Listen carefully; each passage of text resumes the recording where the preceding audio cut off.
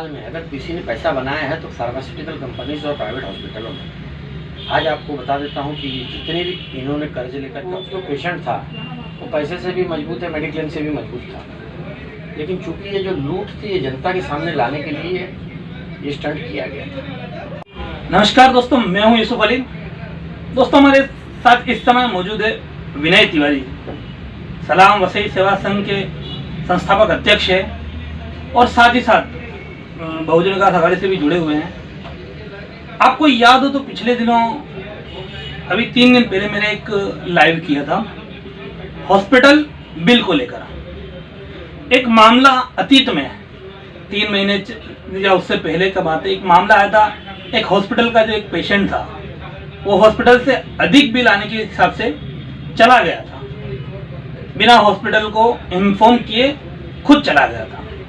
तब कई सारी बातें हुई, ऑडियो वायरल हुआ, उसके बाद में मीडिया में कवरेज हुई और तब विनय जी जो है उनके बचाव में भी उतरे थे। विजय वल्लभ का मामला था कि मैं बचाव का वर्ड बोल रहा हूँ, लेकिन सही मायने में बचाव नहीं बोलकर उनका सपोर्ट बोलना चाहिए, क्योंकि जिस तरह से मैंने जो अभी माहिती निकाली है और जिसका मैंने खुलासा किया है, किस तरह से इन अस्पतालों ने लूट की है वो मैं पहले ही आपको बता चुका हूं, मेरे वीडियो में आप देख चुके हो।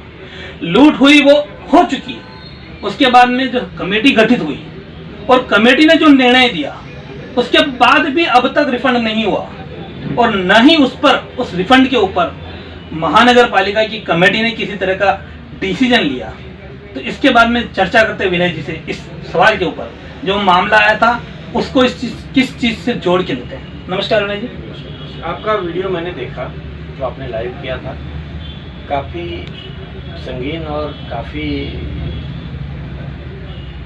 बढ़िया मुद्दा आपने उठाया है। ये लोगों को जो इसके बारे में जानकारी नहीं थी, ये आपके चैनल के माध्यम से ये जानकारी लोगों तक पहुंची है।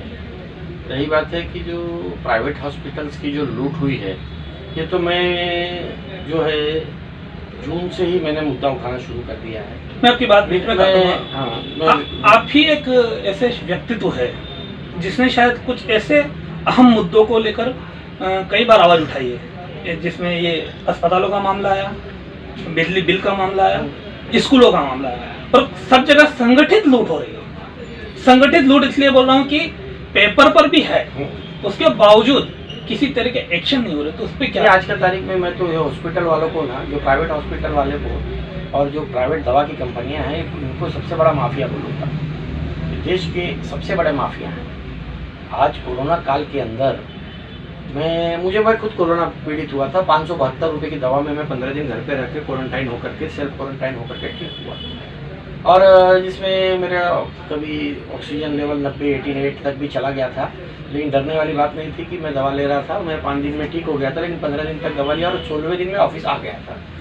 तो जहाँ पर मैं देखा हूँ कि मेरे ऑफिस के अगल बगल के लोगों को भी, काफ़ी लोगों को कोरोना हो गया था और 400-500 रुपये की दवा में ठीक हो गया। अब मेरा एक ही प्रश्न है महाराष्ट्र सरकार से और केंद्र सरकार से, सरकारी अस्पताल में जो ठीक हो रहे हैं उनका 2 लाख, 5 लाख, 10 लाख रुपए का बिल प्राइवेट हॉस्पिटल में कैसे कर रहा है? ये एक जांच का विषय है। जो आपने मुद्दा उठाया है, जो रिफंड वाला, ये जो मुद्दा है आपने जो उठाया है, अब इस मुद्दे को हमें इस तरीके से नहीं छोड़ना है। प्राइवेट हॉस्पिटल को एक बार हमको फिर लपेटे में लेना है। आज मेरे पास जितने भी लोग आए प्राइवेट हॉस्पिटल में, मैं जाकर के झगड़ा करके किसी का 40%, किसी का 50% बिल कम कराया।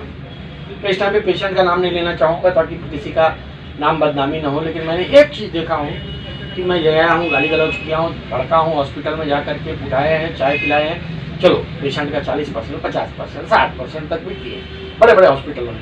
लेकिन आपने जो मुद्दा उठाया है, मैं सरकार से भी एक ही प्रश्न पूछना चाहूँगा कि कोरोना की कोई दवा है नहीं। कोरोना में सिर्फ 7 दवाएं चलती थी शुरुआती दौर पे। हाइड्रोक्सीक्लोरोक्विन, इजिथ्रोमाइसिन 500, ये जिंको, vitamin C, vitamin D, Dolo. ये 5 दिन से 15 दिन का कोई सारे दवाओं का कोर्स था। इजिथ्रोमाइसिन को 3 दिन से 5 दिन लेना था। हाइड्रोक्सीक्लोरोक्विन को आपको 3 दिन से 5 दिन लेना था, जैसे आपकी तीव्रता थी बीमारी की। और ये जो विटामिन सी, विटामिन डी और जिंको विटा, ये आपको 10 दिन, 15 दिन, 20 दिन तक लेना था। ये सारे दवाएं 600 रुपये के अंदर ही आ रहे थे। तो ये जो प्राइवेट हॉस्पिटल वाले ने 5-5, 10-10, 15-15 जो बिल बनाया है, ये किस चीज़ का बनाया है? विनय जी, मेरे ध्यान में जब मेरी जो IIT है, मेरे पास पेपर में है, उसमें मेरे ध्यान में ऐसा भी आया, एक ही डॉक्टर, एक ही पेशेंट, एक दिन डॉक्टर विजिट चार्जेज 1000 रुपये चार्ज करता है, दूसरे दिन 400 रुपये चार्ज करता है, तीसरे दिन 250 रुपये चार्ज करता है। माने कोई क्लास ही नहीं, ना पेशेंट का क्लास, ना ही डॉक्टर का क्लास। इस पे आप क्या कहें? देखिए, कैसा था कि ये कोरोना काल में अगर किसी ने पैसा बनाया है तो फार्मास्यूटिकल कंपनीज और प्राइवेट हॉस्पिटलों में। आज आपको बता देता हूँ कि जितने भी इन्होंने कर्ज लेकर के हॉस्पिटल बनाए हैं, सारे कर्ज मुक्त हो गए होंगे। आप RTI डाल करके आप 9 महीने पहले की इनकी बैलेंस शीट का आप निकालिए और अभी के बैलेंस शीट का निकालिए कि आज इनकी पोजीशन क्या है। आज सब कमा के माला माल हो चुके हैं। ये कहीं ना कहीं इनकी जो पैंठ है वो केंद्र से राज्य सरकार तक भी है और कहीं ना कहीं इनके जो साठगांठ है सरकारों के साथ में भी है। इसीलिए ये लोग आज़ादी से इस तरीके से पब्लिक में अंधाधुंध कोरोना काल में लूटे हैं। ये भी एक जांच का विषय है, इसके ऊपर भी जांच होनी चाहिए प्राइवेट हॉस्पिटलों में। आप अपनी संस्था के मार्फत किस तरह की जन जागृति अब इस मामले में करना चाहेंगे कि लोगों को उसका फायदा हो सके? देखिए, जन जागृति का मामला यही है कि अगर कोरोना हो रहा है अगर किसी को, तो आप घर पे भी इलाज करा सकते हैं और सरकारी हॉस्पिटल में जाकर के आप 5 दिन में, 3 दिन में, 4 दिन में, 10 दिन में क्वारंटाइन होकर के दवा लेकर के आप। डरने वाली जैसी कोई बात नहीं। डराया सिर्फ प्राइवेट हॉस्पिटल में जा रहा है। आखिरी एक सवाल, जब मैंने अभी पहले कहा अपने शुरुआत में कि एक मामला आपके पास आया था, उस पेशेंट को लेकर काफ़ी कुछ रूमर फैला, पेशेंट की भी काफ़ी बदनामी हुई, एक ऑडियो वायरल हुआ था, आपने पेशेंट का सपोर्ट भी किया, खुले दिल से किया। अभी इस मामले के बाद जब अस्पतालों की पोल खुल रही है, आप क्या कहना चाहेंगे? देखिए, वो जो पेशेंट था वो पैसे से भी मजबूत है, मेडिक्लेम से भी मजबूत था, लेकिन चूंकि ये जो लूट थी ये जनता के सामने लाने के लिए ये स्टंट किया गया था। 5 लाख का उसका मेडिक्लेम था, बिल उसका 1.5 लाख का था, 50,000 रुपये पहले ही भर चुका था, लाख रुपया बाकी था। 5 लाख के मेडिक्लेम में वो अराउंड से 1 लाख रुपया भर सकता था। और वैसे पेशेंट इतना भी बड़े घर से है कि वो 5 लाख 10 लाख की भी बिल भर सकता था। लेकिन चूंकि इस लूट को कहीं ना कहीं लोगों को और जनता के सामने लाना था पत्रकार भाइयों के माध्यम से, और कहीं ना कहीं ये जो लूट हुई है, इस लूट के ऊपर मुझे नहीं लगता केंद्र या राज्य सरकार कभी कुछ इंक्वायरी की कमेटी बैठाएगी, क्योंकि कोरोना को सब एक बड़ा भयानक और दर्दनाक सपना समझ के भूलने की कोशिश कर रहे हैं। और कोरोना में जो लूट हुए, जो बर्बाद हुए हैं, उनकी कहानी और उनकी दास्तान आप जैसे पत्रकार ही भविष्य में लोगों तक पहुंचा सकते हैं। आपकी बात से मैं एक बात और कहूँगा कि हमने एक अस्पताल के डॉक्टर से बात भी की, उनका ये कहना था कि कोरोना में जब कोई नहीं था तब हमने सबके लिए काम किया। आपने डिग्री किसके लिए ली है?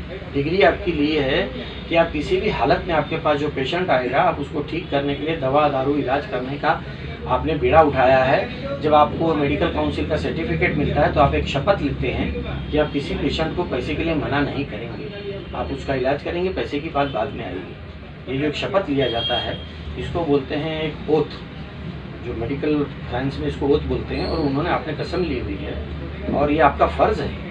देखिए, जिस तरीके से आज हिंदुस्तान में आप टैक्सी में चलते हो तो 1 मीटर का रेट फिक्स होता है, ट्रेन में जाते हो तो एक नियमित किराए का रेट फिक्स है, एयरलाइंस में नियमित है, आप कोई चीज़ लेते हैं उस पर MRP लिखा होता है। वैसे ही हॉस्पिटल्स के अंदर जो है हर एक इलाज का एक फॉर्मेट, एक फिक्स्ड रेट हो। जैसे हाइड्रोसील का ऑपरेशन है तो इतना लगना, इतने से इतना लगना चाहिए ये कैटेगरी में। आपका अपेंडिक्स का ऑपरेशन है तो इतना लगना चाहिए, मलेरिया में इतना लगना चाहिए, डेंगू में इतना लगना चाहिए, पैकेज जो है रेट, इस तरह मापदंड तय किया जाए, तब जाकर के हॉस्पिटल्स की लूटपाट रुकेगी। कहीं ना कहीं आप पत्रकार भाई इसको इसी तरीके से आवाज़ उठाइए कि जो केंद्र सरकार राज्य सरकार तक बात पहुंचे कि एक मापदंड तय हो जावे, एक फिक्स रेट तय हो जावे हर एक चीज़ का कि ये कैटेगरी का ये इस टाइप की सर्विस लोगे तो ये रेट रहेगा, ये उसमें क्लास दिया जाए। अलग अलग हॉस्पिटल के जैसे 1 स्टार 3 स्टार 2 स्टार 1 स्टार होते हैं उस तरीके की फैसिलिटी का इलाज रहेगा, उसका रेट फिक्स हो जाएगा। किडनी का ये है, डायलिसिस का ये है, डायबिटीज़ का ये है, कंसल्टिंग ये है, आपका बेड चार्जेस ये है, एक रेट माप फिक्स होना चाहिए हर एक पूरे इंडिया में, पूरे वर्ल्ड में हर एक चीज़ का। चश्मे के ऊपर भी MRP है, फोटो पे MRP है, दारू पे MRP है, दारू के ऊपर एक्साइज होने के बाद में भी शराब पर है, तंबाकू के ऊपर है, दूध के ऊपर है, दही के ऊपर है, तो ये मेडिकल हॉस्पिटल्स के ऊपर क्यों नहीं है? तो ये हम विनय जी से बात कर रहे थे, किस तरह से इन्होंने बेबाकी से एक अहम बात कही है कि जब हर चीज़ के ऊपर एक MRP होती है, मैक्सिमम रिटेल प्राइस होती है, तो मेडिकल इक्विपमेंट या मेडिकल फैसिलिटीज़ के ऊपर क्यों नहीं। यही हम आज की मुलाकात ख़त्म करेंगे और आगे भी इस विषय पर हम और भी लोगों की राय लेते रहेंगे। आप ज़रूर इस मुद्दे को उठाइए, और क्यों, क्योंकि ये जनता का जुड़ा हुआ मुद्दा है। मैंने पहले भी अपने वीडियो में मेंशन किया था कि किसी ने अपना घर बेचा होगा, किसी ने अपना कुछ गिरवी रखा होगा, वो उसी को मालूम है। लेकिन तब जब हमारा कोई रिश्तेदार अस्पताल में होता है, हमको एक ही चीज़ का भान होता है कि कैसे भी करके इसको बचाया जाए। बाद में शायद कोई केस ऐसे भी होंगे जो अस्पताल तो बच गया, लेकिन कर्ज के बोझ के तले वो इंसान दब के मर गया। तो ऐसे भी मामले होंगे, और इन्हीं मामलों को करने के लिए हम इस मुहिम को छेड़े हैं। हमारा साथ दीजिए इस मुहिम में। आज के लिए इतना ही, धन्यवाद। हमारे चैनल सेफ न्यूज़ लाइव पे अपने व्यापार एवं सेवा से संबंधित विज्ञापन हेतु मोबाइल नंबर 7385952786 अथवा 7738267786 पर संपर्क करें।